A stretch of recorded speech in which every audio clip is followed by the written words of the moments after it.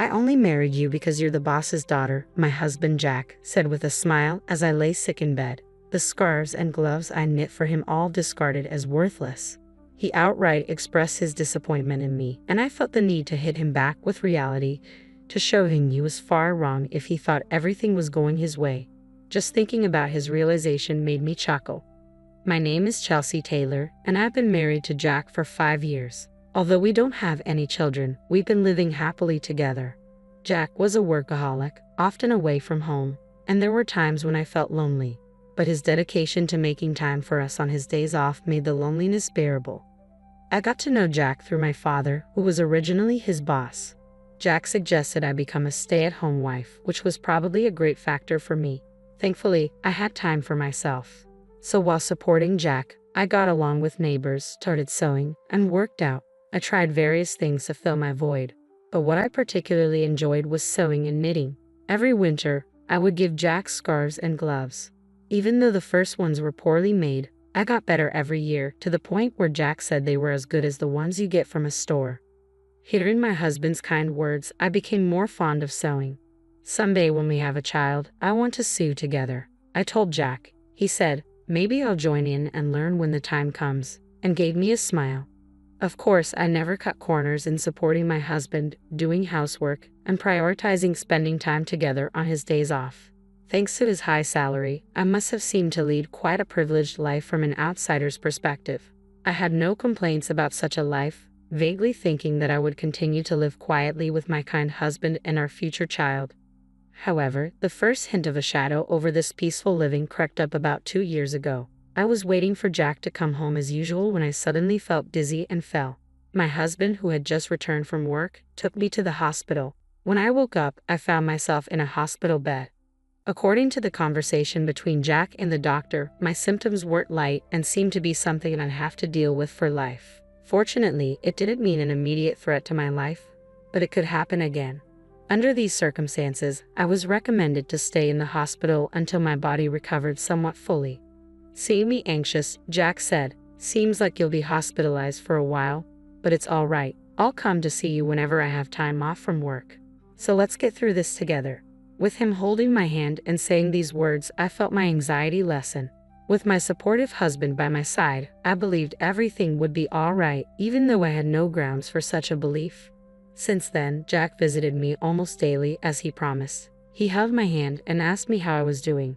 If I mentioned that my days at the hospital were boring, he would bring me my favorite sewing tools, and we would sew together and chat about trivial things that happened that day. Spending time teaching my clumsy husband how to sew was especially fun, and each time we did it, I was able to forget the boredom. However, such happy times in the hospital only lasted about a year. After handing over the yearly tradition of a hand-knitted scarf, the frequency of my husband's visits lessened. Now, it's good if he shows his face once every few weeks. At first, I thought my husband must be busy with work and continued my sewing, planning to give him the finished product the next time he came. According to the doctor, I was told that I would be discharged by the end of the year, so I thought I would give him some gloves. Then, I put all my feelings into making the gloves to make up for the time we had been apart. However, when my husband finally came to visit me after a long while, he looked at the gloves I handed him and coldly said, "You're still making these? It's frankly a nuisance." What he then handed to me was the scarf I had painstakingly knitted for him and a divorce paper. The scarf I had worked so hard on last year showed no signs of being worn. It was just as pristine as when I had given it to him. "Has it been 2 years since you've been hospitalized? I heard you'd be discharged soon, but I can't keep taking care of you," he said. "We should get a divorce." I turned my gaze to the divorce papers. Upon hearing these words, Jack had already signed the papers. Seeing that, I thought, so it has come to this. To be honest, ever since he stopped visiting, I had considered this possibility multiple times. To brush off that thought, I even tried to convince myself that he was just busy with work. But the Jack I knew would never neglect me, no matter how busy he was. If his work really had gotten busier, he would have told me. I had a feeling things would turn out this way when he stopped showing up without any explanation. That's why I managed to ask him why he wanted a divorce without too much distress. I wasn't trying to cling to Jack. In fact, I knew I had probably become a burden to him. If the kind Jack I knew said he wanted a divorce, then I guess I had no choice.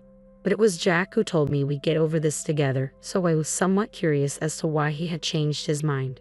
In response to my somewhat dazed question, Jack said, "Isn't it obvious? Ever since I married you, all I've had are troubles. I'm sick and tired of the scarves and gloves you give me every year. I only married you because you're the boss's daughter. How can I be expected to deal with you getting sick on top of everything else?" He laughed at me in a way that seemed to be making fun of me. He told me that he was tired of dealing with me, who had been innocently enjoying our life together. Every time I talked about happiness, love, or loneliness, it seems he thought I was a fool for it. Who can even wear a handmade scarf without feeling embarrassed nowadays? Receiving such things is a nuisance and annoying. When I looked at Jack's neck as he was talking, I saw a high-end scarf that I didn't remember giving him. Certainly, when compared to the scarf I made, it was of superior quality, and there was no need to compare which was better. I wondered if he had never used any of the items I'd given him till now. He must have been irritated by them all along, and I just wasn't aware. After I was hospitalized, my father retired soon after and was no longer at the company. Hence Jack didn't have to be considerate towards me anymore. And if his wife was ill, it would provide a convenient excuse at work. Furthermore, for the first year, he made a show of visiting me in between his work. I could imagine my father, prior to his retirement, often speaking about this at work, portraying my husband as a good man who works hard while caring for his ill wife. It was obvious that he had established this persona and was well regarded by his colleagues. That was what he wanted, and it seems the value he saw in me was realized when I fell ill. When I voiced these thoughts, my husband looked surprised and confessed, "Well, it did make work easier. When I spoke about you, everyone was sympathetic and treated me nicely. If I worked a little overtime, I was praised for being diligent and responsible. If I wanted to take a break, all I had to say was my wife is, and that was it." He admitted this without any sign of remorse. He had skillfully used my situation to his advantage in ways I wasn't aware of. As for my name's up for the next promotion, I mean, they're all idiots, but I have to thank your illness for that, he continued. As I listened to him with my eyes downcast, I lifted my gaze after he finished talking. What I saw was an ugly grin, and the man I loved was nowhere to be found. I understood that this was his true nature. "Well, if I could be of help, that's good. We probably won't see each other again, so take care," I simply said and handed back the divorce papers. He had no use for me after receiving them and quickly turned on his heel to leave. Thus our divorce was finalized, and I quietly wept. After some time, I was discharged from the hospital and returned home with my parents. When my father heard about what had happened, he raised his voice. "I never thought he would be that kind of guy," he said. But to me, it didn't matter anymore. I calmed my father down and told him that I wanted to move back to my parents' home. Once I finished tidying up the house, my parents were understanding and told me to do what made me happy. For now, I decided to live with my parents. Before that, though, I decided to visit the house. Where I had lived with my husband, however, a problem arose. The front door lock wasn't working. Confused, my parents and I looked at each other and decided to ring the doorbell, only to be greeted by a stranger. In my bewilderment, I asked him about the situation, and he said he had bought the house a little while ago. It seemed he had been living there for a few months already and appeared to be happily living with his wife and child. My parents' anger only grew with this revelation, but I chose not to disturb the new family. I bowed my head and quietly left. However, I couldn't just let things be, so I immediately contacted my husband. He casually responded on the phone, "Ah, yeah, I sold it while you were in the hospital. I'm keeping the sales money as compensation. It was my house to begin with, so you have no complaint, right?" I couldn't help but let out a sigh at his nonchalant words. I wish he had told me sooner. From what I gathered from the new owner, the house had been sold quite a while ago. My husband probably put it up for sale about a year ago, around the time he stopped showing up. Even if he intended to divorce me at that point, selling the house without any discussion was just outrageous. Our divorce had already been finalized with the submission of our signed divorce papers.